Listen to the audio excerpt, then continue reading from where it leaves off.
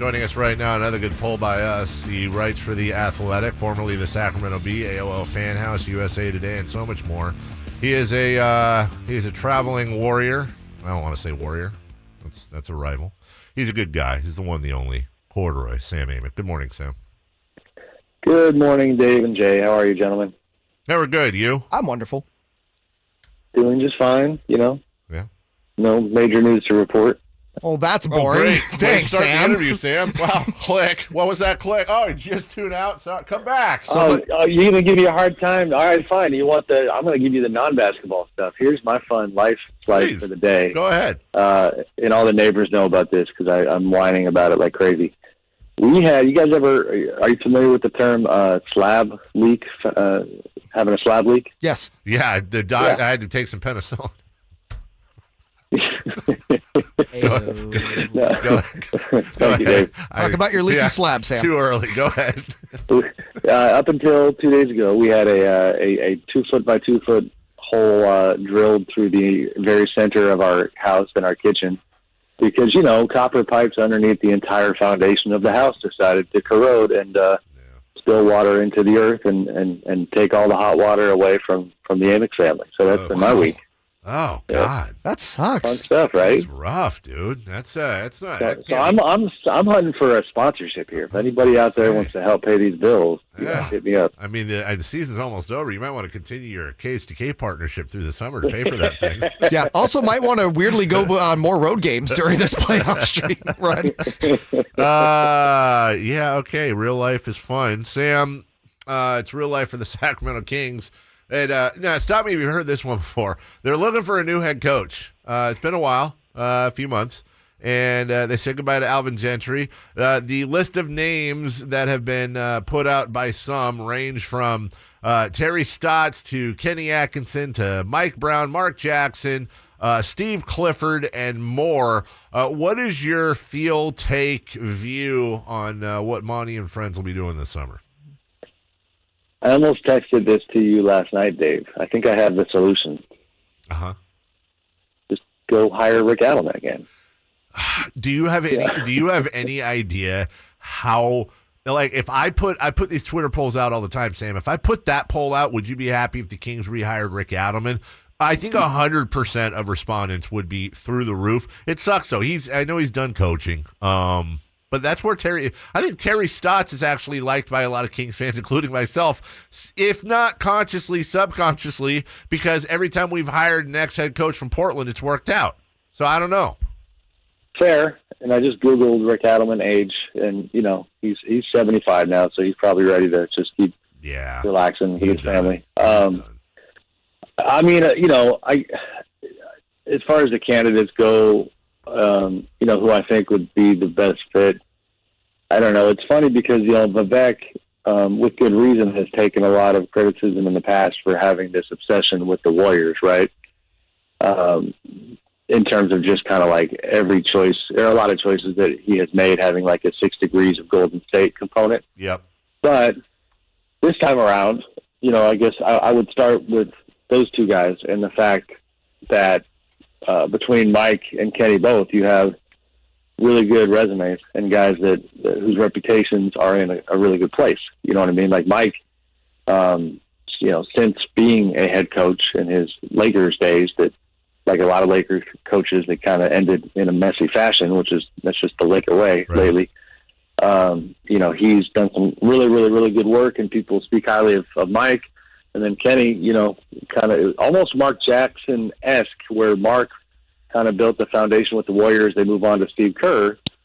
Kenny did a lot of good work in Brooklyn, and then they kind of just saw a need for a new voice. So those two guys, I think are going to have a real crack at it. The Steve Clifford one is definitely interesting. Cliff's, a very respected coach. So I think it's going to be a long list. I think it's going to be a fairly long process. I don't know if you agree or not, Dave, but they're kind of just getting rolling.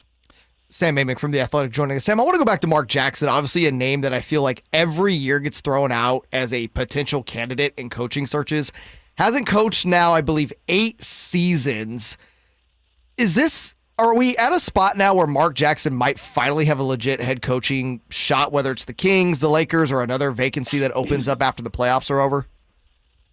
Maybe. I wrote a few days ago that LeBron would give kind of a hearty thumbs up if the Lakers decided that Mark was the guy. And I tried to write it accurately that way, because it's not like, I know people assume that means LeBron's on the inside, pushing Jeannie Buss to hire Mark Jackson, but it's more so just that's it. Like, he would like it. And I think those kinds of optics, they don't hurt Mark's candidacy elsewhere, right?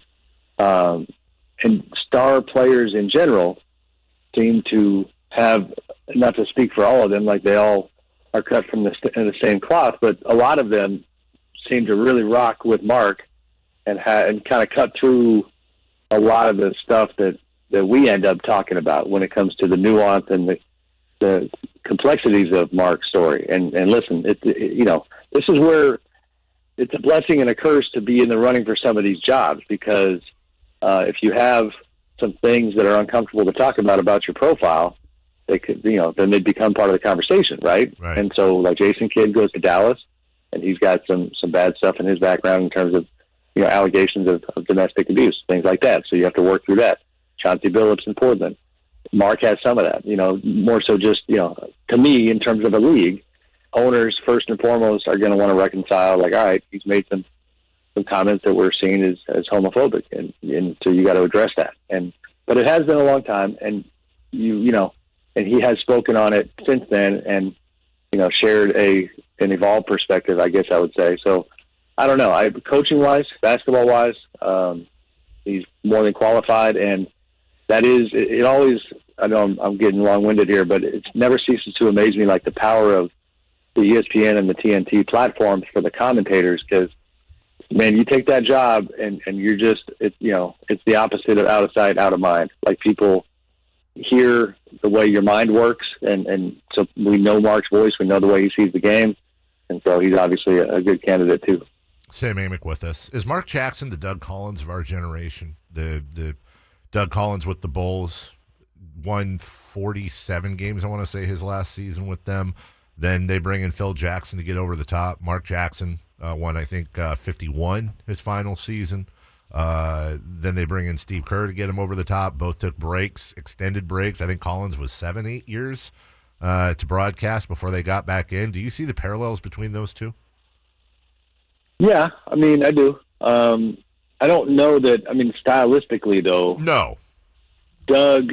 Well, even in terms of like the approval rating stuff that I referenced with players, Doug was tough. Yeah. And near the end, I mean, Doug was. I talked to somebody about Doug the other day, and it was like he was intense. He was a lot. He's the kind of he was. That owners and GMs were like, oh boy, do I have the energy for Doug today? So Mark moves kind of differently. The other thing with Mark that makes him unique and interesting is, like, even beyond basketball, is like, okay, very spiritual man, right? Yeah.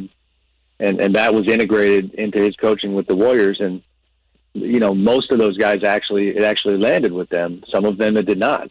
I remember one of my favorite stories I ever wrote at USA Today was all about Mark Jackson and Doc Rivers and how they handled that part of their life differently as it relates to their team.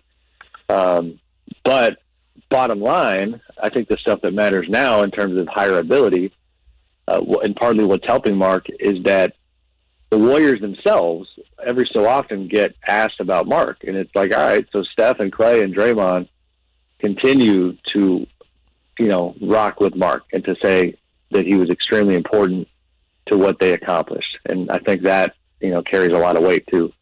Last thing, because we're out of time, Sam. Your guess? Who gets a head coaching job first, Mark Jackson or Jeff Van Gundy? I guess I'll say Mark. Yeah. I feel like the gap is there on Jeff. Yeah, I don't know if I don't have a ton of analysis as to why, but I'm going to just say Mark. And then we're really out of time, but I had to ask you. Sorry, are you there yet on your MVP vote? If not, we can wait till next week. I'm just curious if you're there yet. Yeah, we actually published a few of our votes. If you look at, I retweeted something a few minutes ago that has all my vote. Well, I don't know why we didn't include all rookie teams. That wasn't my choice, but all of my votes are published on there, and Jokic got the vote. That is the correct answer, Sam. Just because you told me to, Dave. Yeah, if you'd have said Embiid or Giannis, we would have had to blow through that break. Good job. Well done. You know your basketball. Yeah, Sam. all six of us, the six of us that we published our results, all six were actually Jokic. So, I mean, I think he'll get it. But, you know, it was a fun MVP race. Yet another reason why you should go to theathletic.com, download the app and all that. You have some of the smartest, highest IQ writers and personnel there bringing you sports curated perfectly each and every day. Samuel, thank you. Good luck with your slab, and we'll talk to you next week. Thanks. See you. Bye. Appreciate it. On that note, have a good day, guys. You too. Bye.